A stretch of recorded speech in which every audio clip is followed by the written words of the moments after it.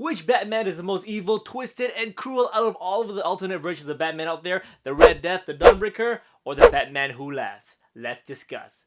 What's going on, guys? Welcome back to Comic Island. My name is Joey, and there's finally enough coverage of the death and destruction on the Batman Who Laughs following his introduction in 2018's Dark Knight's Metal. Holy crap, I talk fast. He was the most intimidating version of the Caped Crusader and the only one who got his own solo series, so DC Comics is putting a lot of emphasis on this twisted version of Bruce Wayne. So in this video, we're gonna go through his rise to fame and why he's getting so much attention in the world of comics and, well, the cosplays. And oh my god, the cosplays. That's creepy as hell. Oh, and make sure you stick to the end because from the pages of the Batman Who Laughs, we get a new, fresh, twisted version on an evil version of Batman nicknamed the Punisher Batman, aka the Grim Knight. And if you're enjoying this content, consider liking and subscribing to the channel. The button is somewhere down there. Roll the intro.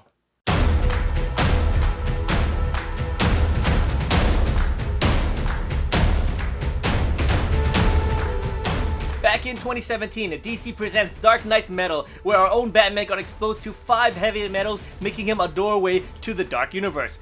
First metal was Electrum when he was imprisoned by the Court of Owls in their labyrinth, Dionysium when he fought the Joker and died, Promethium which was present in his machine that killed Bruce Wayne and brought Batman back, Nth metal, which he exposed himself to when he attempted to look into the Dark Universe, and finally, the last metal was not even available on the main universe. The Court of Owls funded the science, but it was the great power collider in Gotham that finally did the trick. The final metal was forged in the heat of the cosmos beneath Gotham.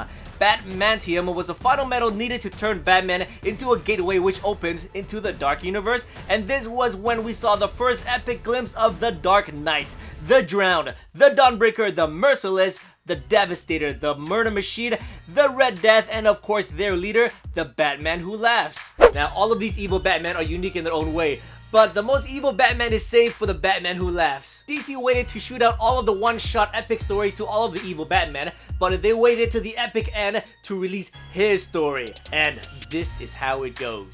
The Batman of this world finally broke and literally cracks the neck of his Joker, but the Joker's final laugh was that whoever kills him takes his place. So Batman was infected with a strain of nanotoxin released within Joker's heart. With the chaotic craziness of the Joker combined with Batman's drive and methodical detective skills, has created one of the most dangerous, twisted killing machine the Dark Universe has ever seen. He is the final apex predator, and now he has finally arrived in the main universe. So this is a cool origin story to an evil Batman, but what makes our skin crawl so much when it comes to the Batman Who Laughs? Well, DC isn't shy to give us the gory details on how he torments and finally kills his food. First, he kills the Bat family point blank with a smile on his face when the Joker toxin finally kicked in. Then he turns the Justice League satellite tower into a horror house from hell as he uses the weapons the JL had collected through every victory to maim, butcher, and tear the entire Justice League into pieces. If the visual was not enough, he left the Kryptonian for last as he brings the wife and son of Superman into the mix. The Batman Who Laughs then does the unthinkable and releases his version of Black Kryptonite, which turns Superman savage evil and causes him to tear his own family apart as the evil Batman looks on with enjoyment. This evil Batman destroyed his world till there was nothing left, and this is when he met Barbados, who offered him an opportunity to continue his rampage of chaos and destruction throughout the Dark Universe.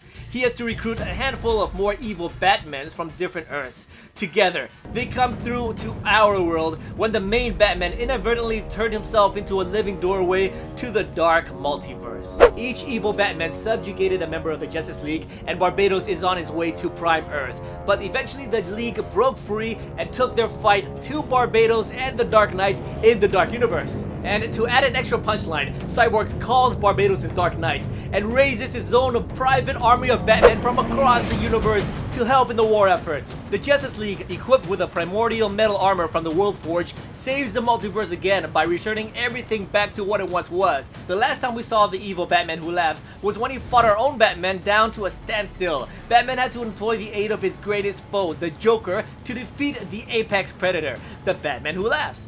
Batman flees with a cosmic being while the cave crumbles down on the Joker, who's caught in a death match with the evil Batman. This ends the Dark Knight's Metal event, but the Batman Who Laughs still lives on and found a new home on Prime Earth, where he was captured by Luthor's Legion of Doom. Evil Batman is always in control, and he shows his confidence by telling Lex that he is exactly where he wants to be. Then over at his 6-part miniseries, the evil Batman goes on the gruesome offensive again, and he sprinkles the dead body of Bruce Wayne from the different realities across Gotham. All of these Waynes lived a happy long life, and Batman finally realizes that the evil Batman is back in town with an ability to open doorways to parallel worlds. The Batman Who Laughs didn't just bring dead Bruce Wayne into the world, he also brought a new partner nicknamed the Grim Knight. At a glance, this new evil Batman is a version of Marvel's trigger-happy Frank Castle. Nicknamed the Punisher Batman, the Grim Knight did the bidding of the Batman Who Laughs. What makes him unique was that there was no super trauma that turned him into a weaponized war machine, highlighted in the Grim Knight one-shot. The only difference was that Joe Chill, the mugger who killed the Waynes, dropped his gun by accident, and the young Bruce Wayne picked it up and did what any kid probably would do after seeing his parents gunned down. Heck, that was probably a mercy killing. If that was me, I'd probably shoot his legs, and then his arm, and then pistol whip him for a little bit, and then go for the killing. Does that make me evil? Come on, you do the same thing, right? Now, it's no joke that this fairly new evil Batman has climbed the ranks and is considered a top-tier terror to our Caped Crusader, and I can't wait for more amazing stories from him. But why is he so terrifying? What makes him such a creepy, horrific version of the Dark Knight? Well, let's go over it. First of all, number 1, the character design. Leather stacked on top of leather tells us that he is a professional and he is here for business. Oh, and it's probably easy to clean blood off leather. Number 2, his fashion choice. Every classic horror movie villain uses chains to keep their victims in check. But in this evil Batman's case, these chains are used primarily to cuff his hounds. All children turn into murderous dogs dressed in the classic Robin costume. Our eyes are even seen as gateways to our soul. When the eyes are closed off, it is definitely hard to read people, hence the sunglasses during a game of Texas Hold'em. With the Batman Who Laughs, his eyes are entirely covered, telling us that there is no redeeming qualities or trustworthiness to this character. Mixed with the iconic Joker laugh, hyper extended to monstrous levels, this will complete the ultimate evil Batman that will cause chills to our bones. By the way guys, we do know how the Batman Who Laughs sees through his visor. That is a discussion for another day, but please let me know in the comments below if you want a discussion on the significance of his visor. He is so intimidating that Batman had to employ the help of the Joker at the end of Dark Knight's Metal in order to defeat him. If this isn't creepy enough, consider this. The Batman Who Laughs killed his entire Bat family except for Damian Wayne, who he turned into a Robin Hound. What makes Damian unique is the fact that he is able to talk and somewhat has a twisted mind of his own, whereas the other hounds have lost all verbiage except for one word: crow. The final creepy factor is his ability to command the room when he whispers little secrets into his prey. When he towers over Wonder Woman, the Batman Who Laughs tells her that in some worlds, Batman and Wonder Woman were enemies. In some, they were together and had children. The Batman Who Laughs even took down the children's names before he killed them all. Oh, that is just so twisted and evil. When he broke into the Iceberg Lounge, he toyed with Penguin, stating that Cobblepot is actually Batman's greatest enemy on most worlds he traveled to.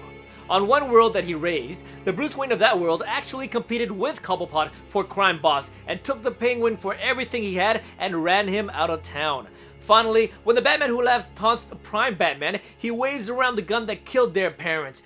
Evil Batman stated that he has been to hundreds of worlds and sees the accomplishments of his parallel self, either good or evil. But Prime Batman, no matter how much effort he's put in to fight the good fight, he has been the least accomplished out of all of the parallel Batman.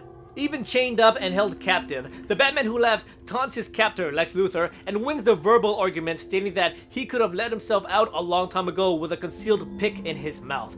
Just looking at him shows a lean powerhouse that consistently has blood running down his face, dripping to his chin. Even getting his fingers cut off by the Joker didn't faze him. He has all of the training that Batman has, the insanity and ingenuity of the Joker. He has no clear purpose except to watch the world burn. Compared to Bane and a plethora of other amazing Batman villains, the Batman Who Laughs has taken his place as one of, or maybe the most formidable foe Batman has ever faced.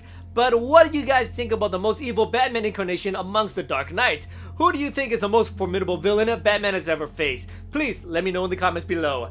Now, I've paused on talking about Batman starting from the New 52 just to talk about this amazing evil Batman and of course a little bit of the Grim Knight. So next week, back to original programming, I will be continuing Batman's adventures following the Court of the Owls. Thank you so much for watching, and if you enjoyed this video and want to support us, consider checking out our Patreon page. The link will be in the description below. Thanks again, and please like, subscribe, and I'll see you guys next time in another Comic Island video.